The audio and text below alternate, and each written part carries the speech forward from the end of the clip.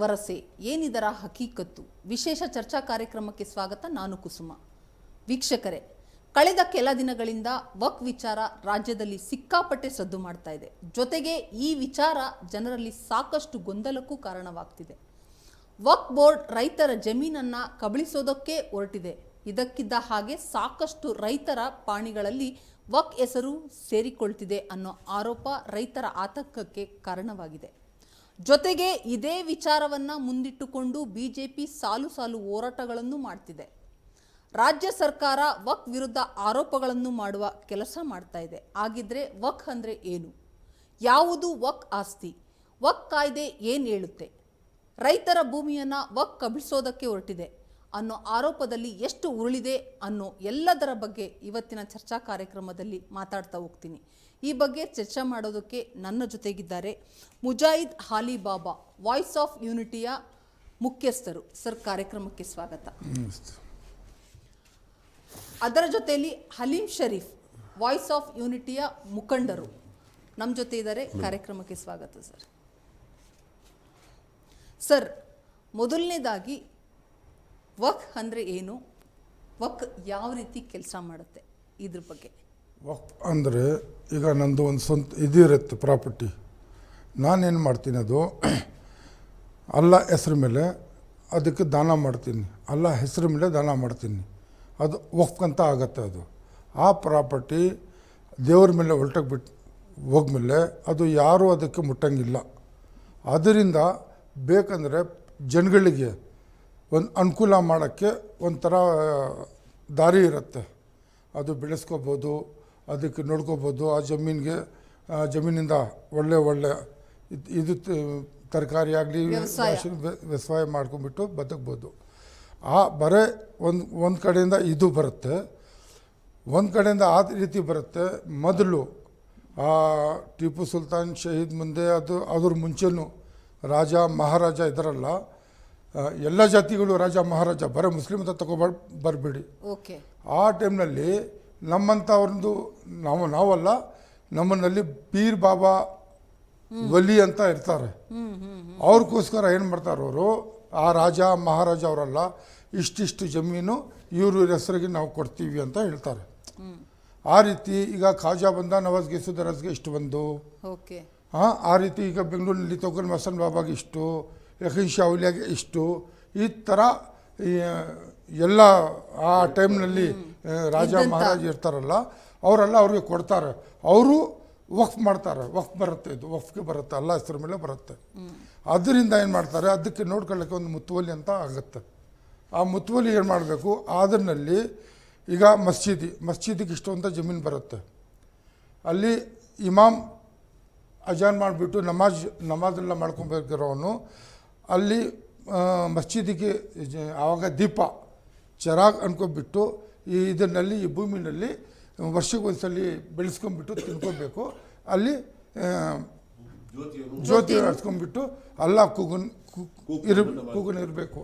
ಅದಕ್ಕೆ ಆ ಜಮೀನು ಅಂತ ಕೊಡ್ತಾರೆ. ಮತ್ತು ಖಾನ್ ಅಂತ ಇರುತ್ತೆ, ಅದನ್ನಲ್ಲಿ ಎಲ್ಲ ಜಾತಿಗಳಿಗೆ ಕರೆದು ಬರ್ತಾರಲ್ಲ ಅವ್ರಿಗೆ ಒಂದು ಒಳ್ಳೆ ರೀತಿಯಿಂದ ಮಾಡೋಕ್ಕೆ ಖಾನ್ಕಾ. ಅಲ್ಲಿ ಜಾತಿನೇ ನೋಡೋಲ್ಲ ಖಾನ್ಕಾನಲ್ಲಿ.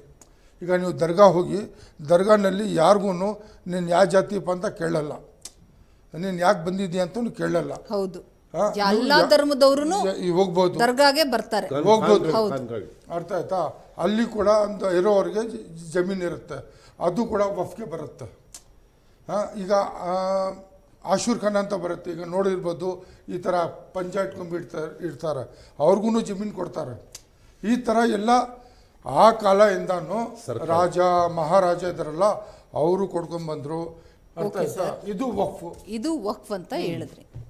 ನಿಮಗೆ ತಿಳಿದಿರೋ ಹಾಗೆ ವಕ್ 1995 ಆ್ಯಕ್ಟ್ ನಿಮಗೆ ಕಾನೂನಡಿಯಲ್ಲಿ ಆಗಿರೋದ್ರ ಬಗ್ಗೆ ನಿಮಗೆ ಎಷ್ಟು ಇದ್ರ ಬಗ್ಗೆ ಮಾಹಿತಿ ಇದೆ ಸರ್?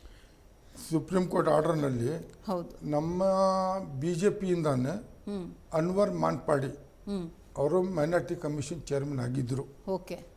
ಅವರು ಸಿಕ್ಕಾಪಟ್ಟೆ ಇದರ ಬಗ್ಗೆ ಇನ್ಕ್ವೈರಿ ಮಾಡಿಬಿಟ್ಟು ಎಷ್ಟು ಪ್ರಾಪರ್ಟಿ ಇದೆ, ಎಷ್ಟು ಭೂಮಿ ಇದೆ, ಅದೆಲ್ಲ ಒಂದು ಕಡೆ ಮಾಡಿಬಿಟ್ಟು ಸರ್ಕಾರಕ್ಕೆ ರಿಪೋರ್ಟ್ ಕೊಟ್ಟರು. ಆ ಟೈಮ್ನಲ್ಲಿ 2 48-45 ಸಾವಿರ ಕೋಟಿ ಪ್ರಾಪರ್ಟಿ ಅಂತ ವ್ಯಾಲ್ಯೂ ತೊಗೊಂಬಂದು ಗೌರ್ಮೆಂಟ್ ಮುಂದೆ ಇಟ್ಟಿದ್ರು. ಓಕೆ. ಅವರು ಈ ಜಮೀನು ಎಷ್ಟು ಹೋಗಿದೆ ಅದೆಲ್ಲ ವಾಪಸ್ ಬರಬೇಕಂತ ಹೈಕೋರ್ಟ್ನಲ್ಲಿನವರು ಕೇಸ್ ನಡೆದು ಅದು ವಿನ್ ಮಾಡಿದ್ರು. ಸುಪ್ರೀಂ ಕೋರ್ಟ್ನಲ್ಲಿನೂ ಅವರು ಕೇಸ್ ನಡೆದ್ರು. ಯಾರು ಅನ್ವರ್ ಮಾನ್ಪಾಡಿ, ಓಕೆ, ಅದು ಕೂಡ ಅವರು ವಿನ್ ಆಗಿದ್ರು. ಅದು ಆಗ ಸುಪ್ರೀಂ ಕೋರ್ಟ್ ಆರ್ಡರ್ 1995ನಲ್ಲಿ ಏನಿತ್ತು, ಈ ಒಂದ್ಸಲಿ ವಕ್ಫ್ ಆಗಿಬಿಟ್ರೆ ಭೂಮಿ ಅದು ವಕ್ಫೆ, ಅದು ಯಾರು ಏನು ತಗೊಳ್ಲಿಕ್ಕೆ ಆಗಲ್ಲ. ಅದು ಯಾರನ್ನ ಏನೋ ತಗೊಂಡಿದ್ರೆ ಅದು ವಾಪಸ್ ಕೊಡಬೇಕು. ಅಕಸ್ಮಾತ್ ಸರ್ಕಾರನೇ ಅದು ತಗೊಂಡಿದ್ರೆ ಇವತ್ತು ಏನು ಬೆಲೆ ಇದೆ ಆ ಬೆಲೆಯಿಂದ 4 ಗುಣ ಜಾಸ್ತಿ ಮಾಡಿ ಬೆಲೆ ಕೊಡಬೇಕು ವಕ್ಫ್ಗೆ. ಮತ್ತು ಅಷ್ಟೇ ಭೂಮಿ ಬೇರೆ ಜಾಗ ಅಲಾಟ್ ಕೂಡ ಮಾಡಬೇಕು ಗೌರ್ಮೆಂಟು. ಇದು ಸುಪ್ರೀಂ ಕೋರ್ಟ್ ಆರ್ಡರ್. 4ರಷ್ಟು ಕೊಟ್ಟು ಕೂಡ ಅಷ್ಟೇ ಭೂಮಿನ ಬೇರೆ ಕಡೆ ಅಲಾಟ್ ಮಾಡಬೇಕು ಅನ್ನೋದು ಗೌರ್ಮೆಂಟ್. ಓಕೆ. ಹಾಗಾದ್ರೆ ಟೆಂಡೆನ್ಸಿ ಆಕ್ಟ್ ಅಲ್ಲಿ ಏನಾದರೂ ವಕ್ಫ್ ಬೋರ್ಡ್ ಭೂಮಿ ನಿಮ್ಮ ವಕ್ಫ್ ಬೋರ್ಡ್ ಇಂದ ಸರ್ಕಾರಕ್ಕೆ ಹೋಗಿರೋದು ನಿಮ್ಗೇನಾದ್ರೂ ಮಾಹಿತಿ ಇದೆಯಾ? ಈಗ ಆ ಮಾಹಿತಿ ಬೇಕಂದ್ರೆ ನೋಡಿ, ಈಗ ನಾವು ನಮ್ಮ ದೊಡ್ಡವರೆಲ್ಲ ಹೇಳ್ತಾ ಇದ್ದಾರೆ, ಈಗ ಟೆಲಿಫೋನ್ ಎಕ್ಸ್ಚೇಂಜ್ ಇದೆ, ಎಕ್ಸ್ಚೇಂಜ್ ಶಾವಲಿ, ಅದು ಬೋರಿಂಗ್ ಹಾಸ್ಪಿಟಲ್ ಅಲ್ಲೆಲ್ಲ ಅಕ್ಕಪಕ್ಕ ಇದೆ, ಸುಲ್ತಾನ್ ಶಾನವ್ರದ್ದು, ಸಿಟಿ ಮಾರ್ಕೆಟ್ ಒಳಗೆ ಸೈದನಿ ಅಮ್ಮದು, ಈ ಥರ ಎಲ್ಲ ಬಾಯಿಂದಾನೆ ಹೇಳ್ತಿರ್ತಾರೆ. ಅದಕ್ಕೆ ದಾಖಲಾತಿಗಳು ಅದು ನಮ್ಗೆ ಗೊತ್ತಿಲ್ಲ, ಯಾಕಂದ್ರೆ ನಾವು ಮುತುವಲ್ಲಿ ಇಲ್ಲ. ಓಕೆ. ಇಲ್ಲಿ ಪ್ರಶ್ನೆ ಇದೆ ಸರ್, ವಕ್ಫ್ ಬೋರ್ಡು ಈ ಆಸ್ತಿ ನಂದು, ಈ ಆಸ್ತಿ ನಂದು, ಈ ಆಸ್ತಿ ನಂದು ಅಂತ ಹೇಳ್ತಾ ಇದೆ ಹೊರತು ದಾಖಲಾತಿಗಳು ಇಲ್ದಲೇ ಇರೋದೇ ಇವತ್ತು ಇಷ್ಟು ಒಂದು ದೊಡ್ಡ ರಾಜ್ಯದಲ್ಲಿ ನಡೀತಾ ಇದೆ ಗೊಂದಲ. ಇದಕ್ಕೆ ಮೂಲ ಕಾರಣ. ನನ್ನ ಪ್ರಶ್ನೆ ಏನಂದರೆ, ಇವತ್ತೇನು ರೈತರುಗಳು ತುಂಬ ಆತಂಕಕ್ಕೆ ಒಳಗಾಗಿದ್ದಾರೆ.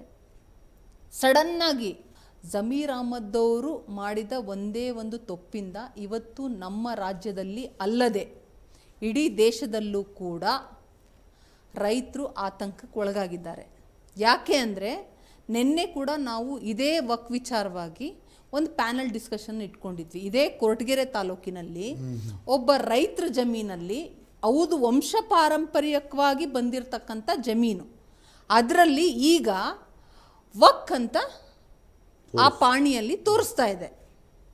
ಇಷ್ಟು ದಿವಸ ಈ ವಕ್ ಆಸ್ತಿ ವಕ್ ಬಗ್ಗೆ ಬರ್ದಲೇ ಇದ್ದಿದ್ದ ಕಾಳಜಿ ಇವಾಗ ಯಾಕೆ ಉಟ್ಕೊಂಡಿದೆ? ಈಗ ನೀವು ಕೇಳ್ತಾ ಇರೋದು ಮಾತು ಇದು ಒಂದು ಕಡೆಯಿಂದ ನೋಡಿದ್ರೆ ಸತ್ಯ ಆಗತ್ತೆ, ಒಂದು ಕಡೆಯಿಂದ ನಾವು ನೋಡಕ್ಕೆ ಹೋದರೆ ಇದ್ರ ಮುಂಚೆ ಎಷ್ಟು ಜನ ವಕ್ಫ್ ಬೋರ್ಡ್ ಅಂತ ಗೌರ್ಮೆಂಟಿಂದ ಅಲಾಟ್ ಆಯಿತು ಬೋರ್ಡು, ಅವ್ರ ಕೆಲಸ ಇತ್ತು ಆ ಟೈಮ್ನಲ್ಲಿನೇ ವಕ್ಫ್ ಪ್ರಾಪರ್ಟಿ ಎಷ್ಟಿದೆ, ಎಲ್ಲೆಲ್ಲಿ ಹೋಗಿದೆ, ಈಗ ನಾವು ಹೆಂಗೆ ವಾಪಸ್ ತಗೋಬೇಕು, ಈಗ ಇರೋದು ಮಿಕ್ಕಿರೋದು ಭೂಮಿಗೆ ಯಾವ ರೀತಿ ನಾವು ಸೇಫ್ ಮಾಡಬೇಕು, ಈ ಎಲ್ಲ ಮಾಡ್ಕೊಂಬರ್ಬೇಕಿದ್ದು ಹಳ್ಳೆಯಿಂದ ಯಾರ್ಯಾರು ಮಿನಿಸ್ಟ್ರಿ ಇದ್ದರು ಇಂಡಿಪೆಂಡೆಂಟ್ ಆಗಿಬಿಟ್ಟ ಮೇಲೆ 47 ಮೇಲೆ ಯಾರ್ಯಾರು ಮಿನಿಸ್ಟ್ರಿ ಇದ್ದರು ಅವ್ರ ಕೆಲಸ, ಯಾರ್ಯಾರು ಚೇರ್ಮನ್ ಆಗಿದ್ರು ಅವ್ರ ಕೆಲಸ, ಯಾರ್ಯಾರು ಮುತುವಲ್ಲಿ ಇದ್ದರು ಅವ್ರು ಯಾಕೆ ಸೇಫ್ ಮಾಡ್ಕೊಂಡಿಲ್ಲ, ಹೆಂಗೆ ಅವ್ರು ಸೇಲ್ ಮಾಡಿದ್ರು, ಹೆಂಗೆ ಹೋಯ್ತು, ಇದೆಲ್ಲ ನೋಡೋಕ್ಕೆ ಈ ಬೋರ್ಡೇ ಕಾರಣ. ಇವಾಗ ಈ ಗೊಂದಲಕ್ಕೆ ಈ ಟೈಮ್ನಲ್ಲಿ ಈಗಲೇ ಮುಸಲ್ಮಾನರಲ್ಲಿ ಸಿಕ್ಕಾಬಟ್ಟೆ ನಮಗೆ ಈಗ ನಾವು ನೋಡಿ ವಾಯ್ಸ್ ಆಫ್ ಯೂನಿಟಿ, ನಾವು ಐಕ್ಯತೆ ಒಗ್ಗಟ್ಟು ಅಂತ ನಾವು ಮಾಡ್ಕೊಂಡು ನಡೀತಾ ಇದ್ದೀವಿ. ಐಕ್ಯತೆ ಒಗ್ಗಟ್ಟು ಅಂತ ಮಾಡ್ಕೊಂಡು ನಡೀತಾ ಇದ್ದೀವಿ 13 ವರ್ಷದಿಂದ. ನಮ್ಮನ್ನಲ್ಲಿ ಜಾತಿ ನಾವು ನೋಡ್ತಾ ಇಲ್ಲ. ಈಗ ನಾವು ಹುಕ್ಕೆ ಸುಬ್ರಹ್ಮಣ್ಯ ಸ್ವಾಮಿ ಇದ್ದಾರಲ್ಲ, ಅವ್ರ ದೊಡ್ಡವರ ಹತ್ರ ನಾವು ಕೂತಿದ್ದೀವಿ, ತೋರಿಸ್ತೀನಿ. ಈಗ ಸಿಕ್ಕಾಬಟ್ಟೆ ಧರ್ಮಗಳು ಗುರುಗಳು ನಾವೆಲ್ಲ ಕೂತ್ಕೊಂತೀವಿ.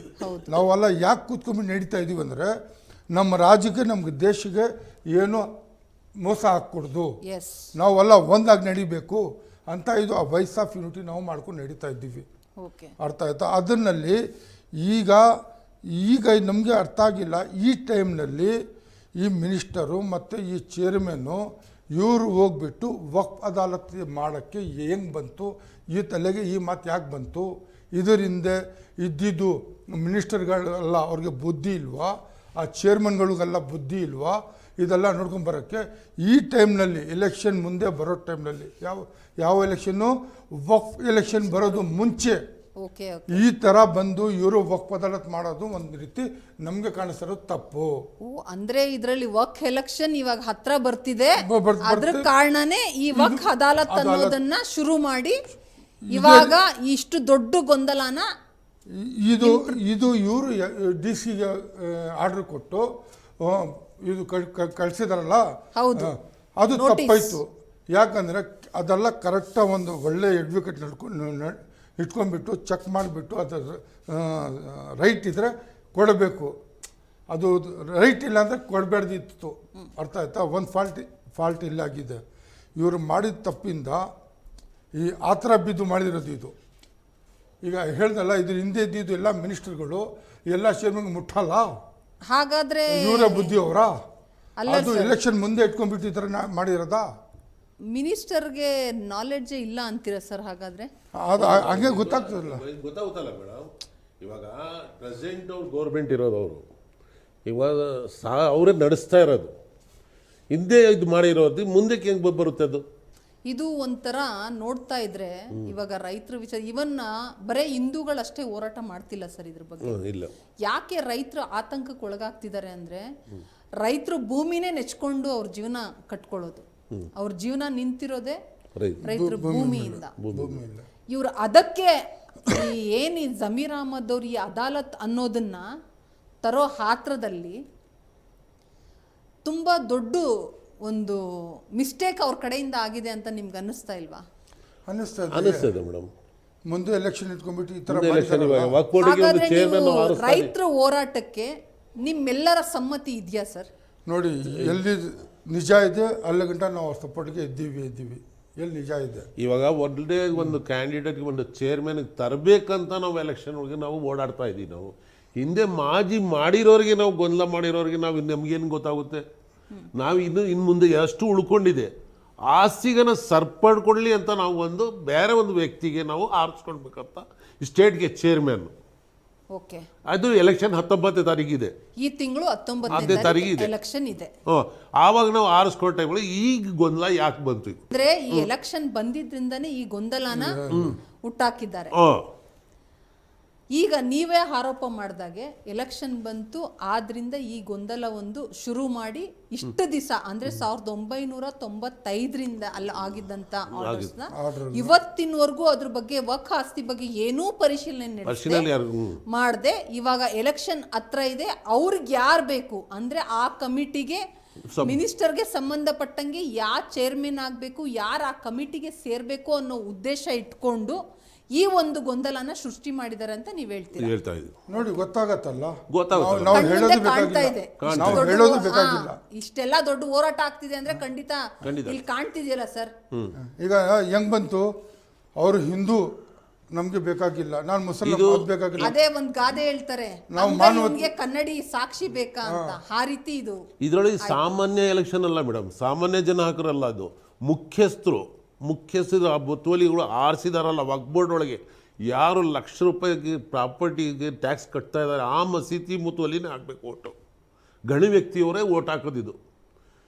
ಅದರಲ್ಲಿ ಇವರು ಒಂಥರ ಗೇಮ್ ನಡೀತಾ ಇದೆ ಸರ್. ಇಷ್ಟು ದಿವಸ ಹಂಗಾದ್ರೆ ಇದರಲ್ಲಿ ಈ ಹಿಂದೆ ಏನು ಚೇರ್ಮನ್ ಅಂತ ಇದ್ರು ಅವರು ಕೂಡ ಮಿನಿಸ್ಟರ್ಗೆ ತುಂಬ ಅಡ್ಜಸ್ಟ್ಮೆಂಟ್ ಮಾಡಿಕೊಂಡು ಇದೆಲ್ಲ ಏನು ಹೊರಗಡೆ ಬರದೆ ವಕ್ಫ್ ಅಲ್ಲಿ ಒಳಗಡೆ ಏನೇನು ಈ ಆಕ್ಟಿವಿಟೀಸ್ ನಡೆದಿದೆ ಇದ್ಯಾವುದು ಹೊರಗಡೆ ಬರದೆ ನಡೆಸ್ತಾ ಇದ್ರು ಅಂತ ನಿಮ್ಗೆ ಅನ್ನಿಸ್ತಾ ಇದೆಯಾ? ಅನಿಸ್ತಾ ಐತೆ. ಓಕೆ, ಯಾಕಂದ್ರೆ ಈ ಮಿನಿಸ್ಟರ್ ಅಲ್ಲ, ಇದ್ರ ಮುಂಚೆ ಇದ್ರಲ್ಲ ಆ ಮಿನಿಸ್ಟರ್ಗಳು ಎಲ್ಲರೂ ಗೊತ್ತಿರು ಈ ತರ ಮಾಡ್ಕೊಂಡ್ ಬಂದ್ರು. ಈಗ ಚರ್ಚೆಗೆ ಯಾಕೆ ಬಂದಿದೆ ಅಂದ್ರೆ, ಇವ್ರು ಬಾಯಿ ಬಿಟ್ಟು ಇದು ವಕ್ಫ್ ಅದಾಲತ್ ಮಾಡ್ಕೊಂಡ್ಬಿಟ್ಟು ಇದೆಲ್ಲ ಬಂದಿದ ಮೇಲೆ ಆಚೆ ಬಂದಿರೋದು. ಇಲ್ಲ ಅಂದ್ರೆ ಸೈಲೆಂಟ್ ಒಳಗಡೆ ಎಲ್ಲ ಕೆಲಸ ಮಾಡ್ಕೊಂಡ್ಬಿಡೋದು ಇವರು.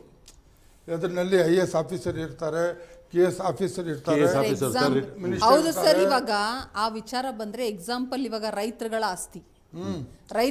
ಆಸ್ತಿ ವಿಚಾರದಲ್ಲಿ ನೋಡಿ, ಅವರೇ ಹೇಳಿದ್ರು ನಿನ್ನೆ ಒಬ್ರು, ನಾನು ಹೇಳ್ತಿದ್ದೀನಲ್ಲ, ಅವ್ರದ್ದು ಅಂದಾಜು ತುಮಕೂರು ಡಿಸ್ಟಿಕ್ ಅಲ್ಲೇನೆ 600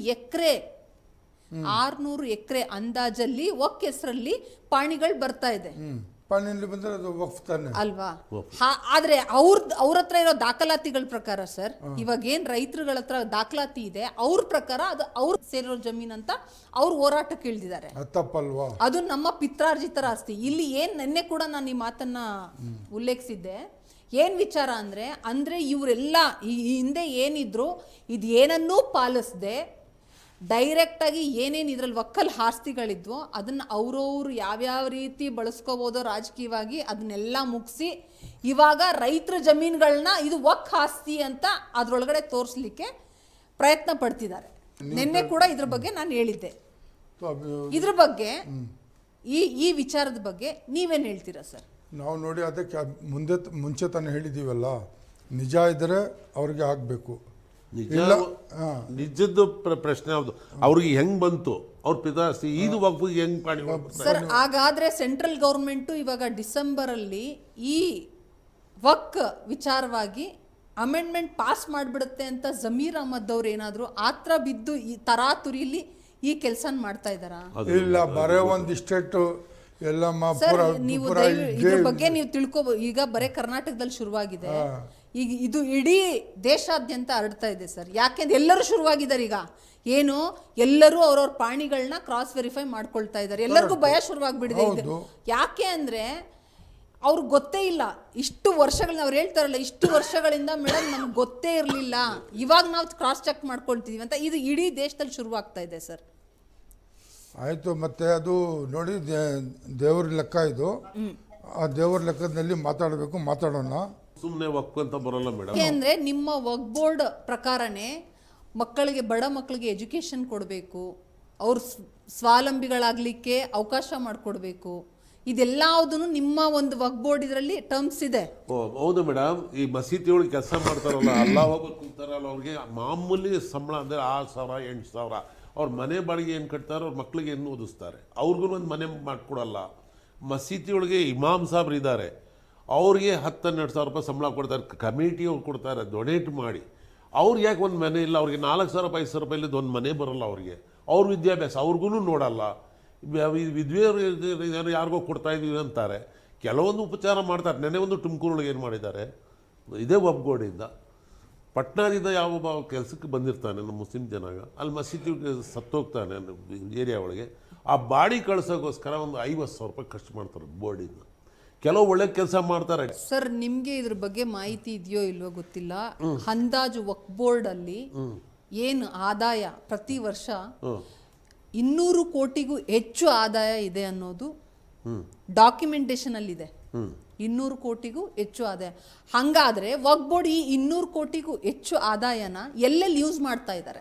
ಅದು ಇದಕ್ಕೆ ಮಾಡ್ತಾರೆ ಮೇಡಮ್. ಕೆಲವುದಕ್ಕೆ ಎಜುಕೇಶನ್ಗೆ ಹಾಕ್ತಾರೆ, ಕೆಲವು ವಿದ್ವೆಗೆ ಹಾಕ್ತಾರೆ. ಸರ್ ಹಾಗಾದ್ರೆ ನೀವು ಆ ರೀತಿ ಹೇಳಕ್ ಹೋದ್ರೆ ಇವತ್ತೇನ್ ಇನ್ಸ್ಟಿಟ್ಯೂಟ್ಸ್, ಎಜುಕೇಶನ್ ಇನ್ಸ್ಟಿಟ್ಯೂಟ್ಸ್ ನಡೀತಾ ಇದೆ ಎಲ್ಲಾ ಧರ್ಮಗಳನ್ನು ಕಂಪೇರ್ ಮಾಡಿದಾಗ ನಿಮ್ಮದು ಕೂಡ ಮುಂಚೂಣಿಲಿ ಇರ್ಬೇಕಾಗಿತ್ತು. ಕರೆಕ್ಟ್. ಹೌದಾ ಇಲ್ವಾ? ಹೌದು, ಮುಂಚೂಣಿಲಿ ಇರ್ಬೇಕಾಯ್ತು. ಹಾಗಾದ್ರೆ ತೋರಿಸಿ ಎಲ್ಲೆಲ್ಲಿ ಎಷ್ಟೆಷ್ಟು ಎಜುಕೇಶನ್ ಸೊಸೈಟಿಗಳು ಮಾಡಿದ್ದಾರೆ. ನಮ್ಮವ್ರು ಹೇಳಿದ್ರು ಒಂದು ಮಾತು ಬಚಾವ್ ಮಾಡಲಿಕ್ಕೆ ಎಜುಕೇಷನ್ ಅಂತ ಹೇಳಿದ್ರು. ಆದರೆ ಅದರಲ್ಲಿ 200 ಕೋಟಿ ಎಲ್ಲಿ ಹೋಗ್ತಾ ಇದೆ ಇದು ಬೋರ್ಡ್ಗೆ ಮತ್ತು ಅಲ್ಲಿ ಬರ್ತಾರಲ್ಲ ಆಫೀಸರ್ಗಳು ಗೌರ್ಮೆಂಟಿಂದ, ಅವ್ರಿಗೆ ಗೊತ್ತು ಎಷ್ಟು ಆ ದುಡ್ಡು ಅವರು ಮೋಸ ಮಾಡ್ತಾರೆ. ದುಡ್ಡಿನಲ್ಲಿ ಎಷ್ಟು ಕರಪ್ಟ್ ಆಗುತ್ತೆ ಅವ್ರಿಗೆ ಗೊತ್ತಿದೆ. ಇದರಿಂದ ಒಳ್ಳೇದಾಗೋದು ಬಿಟ್ಟು ಇವರೆಲ್ಲ ಕಳ್ತನ ಮಾಡಿ ಈ ಕಮ್ಯುನಿಟಿಗೆ ಈ ಥರ ಭಿಕ್ಷಾ ಕೇಳಕ್ಕೆ ಬಿಟ್ಬಿಟ್ರು ಇವರು. ಈ ಕಾರಣನೇ ಇವರು. ಈಗ ಹೇಳಿದ್ರೆ ತುಂಬ ಜಾಸ್ತಿ ಬಿಡ್ತೀನಿ, ತುಂಬ ಕಂಟ್ರೋಲ್ ಮಾಡ್ತಾ ಇದ್ದೀನಿ ನಾನು. ಅರ್ಥ ಆಯ್ತಲ್ಲ? ಈ ತೊಂದರೆ ಕೊಟ್ಟಿರೋದು ಈ ಮಿನಿಸ್ಟರ್ಗಳು, ಈ ಚೇರ್ಮನ್ಗಳು, ಈ ಮತ್ತು ಇವರು ಯಾರು ಇವ್ರು ಆಗಿದ್ದಾರೆ IAS officer, KS officer, government ಕಡೆಯಿಂದ ಹೋಗ್ತಾರಲ್ಲ ಅವರು. ನಮಗೆಲ್ಲ ಹಾಳು ಮಾಡಿರೋದು ಇವರು. ಕೇಳಕ್ಕೆ ನಮ್ಮವ್ರನಲ್ಲಿ ಯಾರೂ ಇಲ್ಲ. ಈಗ ನೋಡಿ, ಈಗ 9 ಜನ MLA ಇದ್ದಾರೆ ಸರ್. ಕೇಳಕ್ಕೆ ಯಾರು ಇಲ್ಲ ಅಂದ್ರೆ ನೀವು ಆಯ್ಕೆ ಮಾಡಕ್ಕೆ ನೋಡಿ ಸರ್, ನಮ್ಮ ಸಂವಿಧಾನದಲ್ಲಿ ನಿಮ್ಗೆ ಅದೇ ಹಕ್ಕನ್ನ ಕೊಟ್ಟಿದೆ. ನೀವು ಒಳ್ಳೆ ಮನುಷ್ಯರನ್ನ ಆಯ್ಕೆ ಮಾಡಿ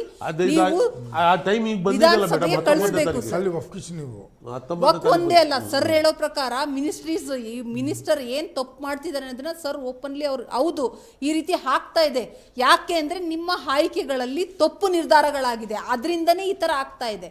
ಸರಿ, ಅದಕ್ಕೋಸ್ಕರ ಭಾಸ್ಕರ್ನೇ ಹೇಳೋದು, ಪ್ರತಿ ಸಾರಿ ಮಾಧ್ಯಮ ಯಾಕೆ ನಿಮ್ಮ ಹೋಟು ನಿಮ್ಮ ಹಕ್ಕು ಇದನ್ನ ಸರಿಯಾದ ವ್ಯಕ್ತಿಗೆ ಹಾಕಿ, ನಿಮ್ಮ ಬಗ್ಗೆ ಧ್ವನಿ ಎತ್ತೋರು ಬೇಕು, ನಿಮ್ಮ ಸಮಾಜದ ಬಗ್ಗೆ ಧ್ವನಿ ಎತ್ತೋರು ಬೇಕು, ನಿಮ್ಮ ಕಷ್ಟ ಸುಖಗಳಲ್ಲಿ ಭಾಗಿಯಾಗೋರು ಬೇಕು. ಈ ರೀತಿಲಿ ಯಾಕೆ ಪದೇ ಪದೇ ಹೇಳ್ತಾ ಇರ್ತೀವಿ ಅಂದರೆ ಇದೇ ರೀಸನ್. ನೋಡಿ ಇವಾಗ ಸರ್ರೆ ಹೇಳ್ತಾ ಇದ್ದಾರೆ, ಹೌದು ಮಿನಿಸ್ಟರ್ಸ್ ಏನು ಮಾಡ್ತಿದ್ದಾರೆ, ಜಮೀರ್ ಅಹ್ಮದ್ ಅವ್ರು ಏನು ಮಾಡ್ತಿದ್ದಾರೆ, ಇಷ್ಟೆಲ್ಲ ಗೊಂದಲ ಯಾಕೆ ಹುಟ್ಟಾಕಿದ್ರಿ ನೀವು, ಇದ್ರ ಅವಶ್ಯಕತೆ ನಿಮ್ಗೆ ಏನಿತ್ತು? 95ರಲ್ಲೇ ಆಗಿದ್ದ ವಿಚಾರನ ಇಲ್ಲಿವರೆಗೂ ಸುಮ್ಮನೆ ಇದ್ದಿದ್ದು, ಇವಾಗ ಸಡನ್ ಆಗಿ ನೀವು ಯಾಕೆ ಈ ವಿಚಾರನ ತೆಗೆದ್ರಿ? ಹಾಗಾದ್ರೆ ನೀವು ಹಿಂದೂ ಮುಸ್ಲಿಂಗಳ ಮಧ್ಯೆ ಒಂದು ಗಲಾಟೆನ ಹುಟ್ಟಾಕ್ಬೇಕಾ? ಅವರು ಅಣ್ಣ ತಂದಿರ್ತಾರ ಚೆನ್ನಾಗಿರೋದು ನಿಮ್ಗೆ ಇಷ್ಟ ಆಗ್ತಾ ಇಲ್ವಾ? ತಪ್ಪು ನೀವು ಮಾಡ್ತಾ ಇರೋದು. ಖಂಡಿತ ಈ ತರ ಒಂದು ಗೊಂದಲನ ದಯವಿಟ್ಟು ಹುಟ್ಟಾಕ್ಬೇಡಿ. ಇದು ಕಾಂಗ್ರೆಸ್ ಪಕ್ಷನೂ ನೋಡಬೇಕು. ನೋಡಿ, ಮೇನು ಈಗ ಲಾಸ್ಟ್ ಎಲೆಕ್ಷನ್ನಲ್ಲಿ ಸಿಕ್ಕಾಪಟ್ಟೆ ಮುಸಲ್ಮಾನವರೆಲ್ಲ ವೋಟ್ ಕೊಟ್ಟರು, ಮುಸಲ್ಮಾನರು. ಅದ್ರ ಪೂರ್ತಿ ಮುಸಲ್ಮಾನು ವೋಟ್ ಕೊಟ್ಟು ಅವರೇ ಬಂದ್ಬಿಟ್ರು ಅಂತ ಇಲ್ಲ, ಮ್ಯಾಕ್ಸಿಮಮ್ ಎಲ್ಲರೂ ಕೊಟ್ಟರು. ಮುಸಲ್ಮಾನರು ಪರ್ಸೆಂಟೇಜ್ ಜಾಸ್ತಿ ಕೊಟ್ಟರು. ಹೌದು. ಈಗ ಇರೋದು ಮಿನಿಸ್ಟರ್ ನಾನು 9ನೇ ಕ್ಲಾಸ್ ಓದಿರೋದು ಅಂತಾನೆ, ಇನ್ನೂ ಒಬ್ಬ ಮಿನಿಸ್ಟರ್ ನಾನು 6 ಕ್ಲಾಸ್ ಓದಿದ್ದೀನಿ ಅಂತಾರೆ. ಇಂಥವ್ರಿಗೆ ಮಿನಿಸ್ಟರ್ ಕೊಟ್ಟಿರೋದು ನೀವು ಯಾಕೆ? ನಮಗೆ ಸಾಯ್ಸಕ್ಕ? ಕಾಂಗ್ರೆಸ್ ಪಕ್ಷನ ಕೇಳ್ತಾ ಇರೋದು, ಹೈಕಮಾಂಡ್ ಕೇಳ್ತಾ ಇದ್ದೀನಿ. ನಿಮ್ಮ ಹತ್ರ ಯಾರು ಬುದ್ಧಿನೋರಿಲ್ವಾ? ಎಜುಕೇಟೆಡ್ಸ್ ಯಾರು ಇಲ್ವಾ? ಆದ್ರೆ ಅವ್ರಿಗೆ ಅವಕಾಶ ಸಿಗ್ದಂಗ್ ಮಾಡ್ತಿದ್ದಾರೆ. ಬರೇ ರಾಜಕೀಯ ಎಲ್ಲಾ ವಿಚಾರದಲ್ಲೂ ರಾಜಕೀಯ, ಬರೇ ರಾಜಕೀಯ ಬಿಟ್ಟು ಬೇರೆ ಏನು ಮಾಡ್ತಾ ಇಲ್ಲ ಅಲ್ಲಿ ಕುತ್ಕೊಂಡು. ಕಾಂಗ್ರೆಸ್ ಸರ್ಕಾರ ಎಲ್ಲಿ ಎಡುತ್ತಾ ಇದೆ ಏನು ದಯವಿಟ್ಟು ನೀವು ಎಚ್ಚೆತ್ಕೊಳ್ಳೇಬೇಕು ಸರ್. ಹಾಗಾದ್ರೆ ಮಿನಿಸ್ಟರ್ ಜಮೀರ್ ಅಹ್ಮದ್ ಅವರು ನಿಮ್ಮ ವರ್ಕ್ ಎಲೆಕ್ಷನ್ ಅಲ್ಲಿ ಮೂಗ್ ತೂರಿಸ್ತಾ ಇದಾರ ಸರ್? ನೋಡಿ, ಈಗ ನಮಗೆ ನಾಚಿಕೆ ಆಗ್ತದೆ. ಒಂದು ಮಿನಿಸ್ಟರ್ ಅಂದ್ರೆ ಒಂದು ಸ್ಟೇಟ್ಗೆ ಮಿನಿಸ್ಟರು, ಹೌದು, ಒಂದು ಲೆವೆಲ್ ಪವರ್ ಮೇಲೆ ಇರೋದು. ಈ ಸಣ್ಣ ಸಣ್ಣ ಕೆಲಸದಲ್ಲಿ ಬರಬೇಡ್ದು. ಹೌದು. ಈಗ ಒಂದು ನಾವು ಕೇಳ್ತಾ ಇದ್ದೀವಿ, ಎಲ್ಲೆಲ್ಲಿ ಹೋಗ್ತಾ ಇದ್ದೀವಿ, ನೀವು ಕಡೆ ಎಲ್ಲ ಕೇಳ್ತಾ ಇದ್ದೀವಿ, ಇಲ್ಲಪ್ಪ ಮಿನಿಸ್ಟರ್ ಹೇಳಿದ್ದಾರೆ. ಯಾವ ಮಿನಿಸ್ಟರ್ಪ್ಪ? ಜಮೀರ್ ಅವ್ರು ಹೇಳಿದ್ದಾರೆ ಇವ್ರಿಗೆ ಓಟ್ ಕೊಡ್ಬೇಕಂತ. ನಮಗೆ ಒಂಥರ ಇಬ್ಬಂದಿದೆ. ಯಾತಕ್ಕಪ್ಪ ಒಂದು ಮಿನಿಸ್ಟರ್ ಹೋಗ್ಬಿಟ್ಟು ಒಂದು ಇವ್ರಿಗೆ ಓಟ್ ಕೊಡಿ ಅಂತ ಕೇಳ್ತಾರೆ, ಅವ್ರದ್ದು ಅವ್ರಿಗೆ ಏನು ಅಡ್ಜಸ್ಟ್ಮೆಂಟು? ಇವಾಗ ಮುಂದಿದೆಲ್ಲ ಇವಾಗ ತಂದಿದಾರಲ್ಲ ಸರ್, ಇಷ್ಟು ಗೊಂದಲ ತಂದಿರಲ್ಲ, ಇದೆಲ್ಲ ಸರಿ ಮಾಡ್ಕೋಬೇಕಂದ್ರೆ ಅವ್ರಿಗೆ ಸಂಬಂಧಪಟ್ಟ ವ್ಯಕ್ತಿಯ ಆ ಸ್ಥಾನದಲ್ಲಿ ಕೂತ್ರೆ ಮಾತ್ರ ಸಾಧ್ಯ. ನೋಡಮ್, ನೀವು ಈಗ ಮಾಧ್ಯಮ ಇದಾರಲ್ಲ, ಹೌದು, ದಯವಿಟ್ಟು ಶಾಫಿ ಸಾದಿ ಹತ್ರ ಇಷ್ಟು ಪ್ರಾಪರ್ಟಿ ಇದೆ, ಅವನು ಇದ್ರ ಬಂದಿದ್ ಮುಂಚೆ ಎಷ್ಟು ಏನಿದ್ದ, ಅವನು ಬಂದಿದ ಮೇಲೆ ಏನಾಗಿದ್ದಾನೆ, ಅವನಿಗೆ ಒಳಗಡೆ ಹಾಕೊಂಡ್ಬಿಟ್ಟು ಚೇರ್ಮನ್ ಅವನಿಗೆ ತಗೊಳ್ಳಿ, ಅನ್ವರ್ ಬಶಾಕ್ ತಗೊಳ್ಳಿ, ಅವನು ಎಷ್ಟು ಗೊಂದಲ ಮಾಡಿದಾನಂತೆ ಅಂತ. ಅವ್ರಿಗೆ ಈಗ ಅಮಿತ್ ಶಾ ಕಾಂಪ್ಲೆಕ್ಸು, ಅವನು DCP ಕಂಟಿನ್ಯೂ ಅವನೇ. ಕಾಂಗ್ರೆಸ್ ಇಲ್ಲ, ಈ ಮಿನಿಸ್ಟರ್ಗೆ ಯಾರ್ಯಾರು ಬೇಕೋ ಅವರೇ ಇರಬೇಕಾ? ಬೇರೆಯವ್ರು ಯಾರು ಹುಟ್ಟಿರ್ಲಿಲ್ಲ ಕರ್ನಾಟಕದಲ್ಲಿ. ಅಂದ್ರೆ ಸರ್ ಇಲ್ಲಿ ಅಲ್ಲ ಸರ್, ನೀವ್ ಹೇಳೋ ಪ್ರಕಾರನೇ ಇವ್ರನ್ನಲ್ಲದೆ ಬೇರೆಯವ್ರನ್ನ ನೀವು ಆಯ್ಕೆ ಮಾಡಿ ಕೂರಿಸ್ಬಿಟ್ರೆ ಇವ್ರು ಮಾಡಿರೋ ಅನಾಚಾರಗಳು ಇವೆಲ್ಲ ಈಚೆ ಬರ್ತಾವಲ್ಲ ಸರ್. ಅದೇನಿದೆ ನೀವು ಮಾಧ್ಯಮದಲ್ಲಿ ಕೇಳಿದ್ದೀರಿ, ಅದ್ರಿಂದಾನೇ ಅವರು ಅನ್ವರ್ ಬಾಷಾ ಅವ್ರಿಗೆ ಓಟ್ ಹಾಕಿ ಅಂತ ಖುದ್ದಾಗಿ ಜಮೀರ್ ಅಹ್ಮದ್ ಅವ್ರು ಹೇಳ್ತಿದ್ದಾರೆ. ಆಗ್ಬೋದು.